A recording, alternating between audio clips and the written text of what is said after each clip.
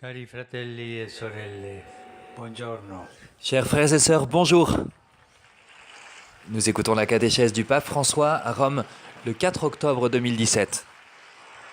In questa catechesi voglio parlare sul tema En cette catéchèse, je voudrais parler missionari di du sujet speranza oggi. missionnaire d'espérance aujourd'hui. Sono contento di farlo Je suis heureux de le faire nel mese di ottobre, au début du mois d'octobre, nella Chiesa è dedicato qui in dans modo l'Église est particolare consacré de alla manière missione particulière à la mission, e anche alla festa di San Francesco mais di aussi en Assisi, cette fête de Saint che è François d'Assise, stato un grande qui a été un grand missionnaire d'espérance.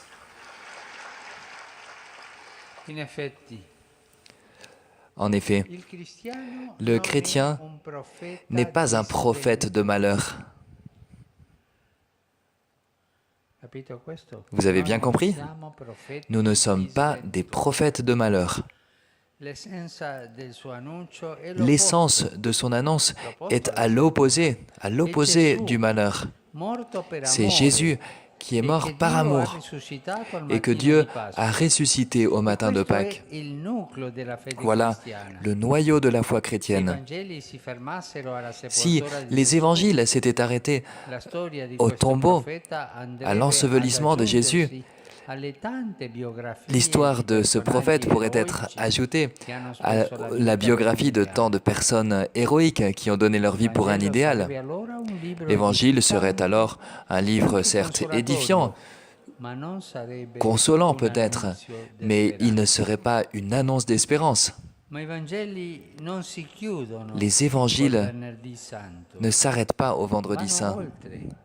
Ils Ed è continuent. proprio questo frammento ulteriore Et c'est a justement ce trasformare le nostre fragment vite. ultérieur qui I transforme discepoli nos di vies. Gesù erano abbattuti Les disciples de quel Jésus sabato étaient dopo la sua abattus crocifissione. ce samedi Quella après la pietra crucifixion. arrotolata sulla porta del Cette sepolcro pierre aveva chiuso anche roulée i sur 3 le anni tombeau avait entusiasmanti fermé vissuti ces da 3 années loro col enthousiasmantes maestro qu'ils di avaient Nazareth. vécues avec le maître de Nazareth. Sembrava che tutto fosse finito. Il semblait que tout soit Alcuni terminé delusi e impauriti stavano et già certains, lasciando déçus Gerusalemme. et remplis de peur, abandonnaient Jérusalem.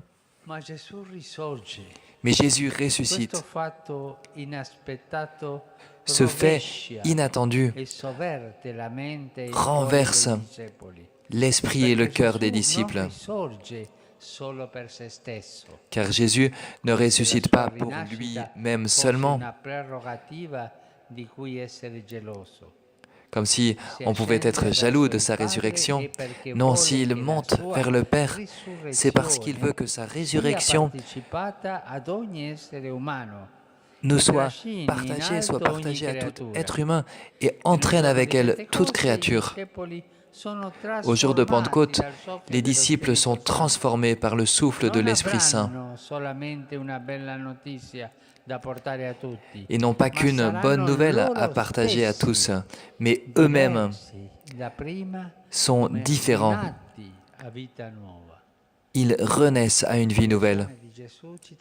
La résurrection de Jésus nous transforme par la force de l'Esprit Saint. Jésus est vivant. Il est vivant au milieu de nous. Il a cette force de transformation qu'il est beau de penser que nous sommes des annonciateurs de la résurrection de Jésus, non seulement par nos paroles, mais aussi par les faits et par le témoignage de notre vie.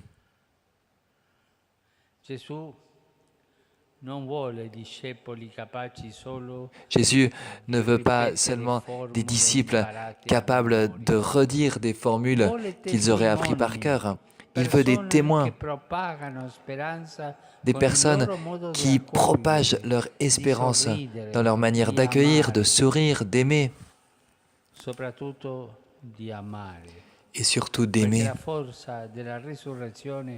Car la force de la résurrection rend les chrétiens capables d'aimer même quand l'amour semble avoir perdu ses raisons. Il y a toujours un plus, un au-delà qui habite l'espérance chrétienne, qui ne se replie pas sur soi-même et qui ne s'explique pas que par un plus grand optimisme. Non, notre foi, notre espérance n'est pas qu'un optimisme. Elle va au-delà, elle est quelque chose de plus. C'est comme si les croyants étaient des gens qui avaient comme un morceau de ciel en plus au-dessus de la tête. Nous sommes des gens qui avons un morceau de ciel en plus au-dessus de notre tête. Nous sommes accompagnés par une présence que certains même ne pressentent pas. Alors, le devoir des chrétiens dans le monde est d'ouvrir des espaces de salut, comme des cellules de régénération qui sont capables de redonner du sang, de l'énergie qui peut-être ont été perdus. Quand le ciel est nuageux, celui qui est capable de parler du soleil est une bénédiction. Voilà, le chrétien n'est pas plaintif, en colère. Non, le chrétien est convaincu de la force de la résurrection et que par cette force, aucun mal n'est invincible, aucun homme n'est définitivement erré. Aucun mal n'est invincible par l'amour. Bien sûr, parfois, les disciples payent cette espérance d'un prix fort. Pensons à tant de chrétiens qui n'ont pas abandonné leur peuple quand est venu le temps de la persécution. Ils sont restés là, là où leur futur était incertain, là où ils ne pouvaient pas faire de projet. Ils sont restés. Ils ont espéré en Dieu. Pensons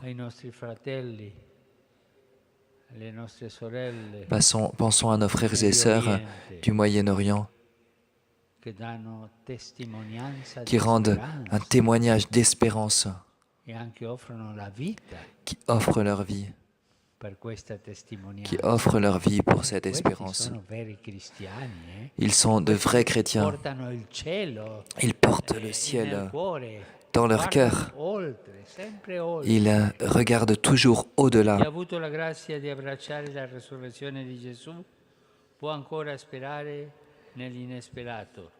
Ceux qui ont eu la grâce d'embrasser la résurrection de Jésus peuvent espérer en tout temps, comme les martyrs qui, par leur fidélité au Christ, disent que l'injustice n'a pas le dernier mot dans notre vie.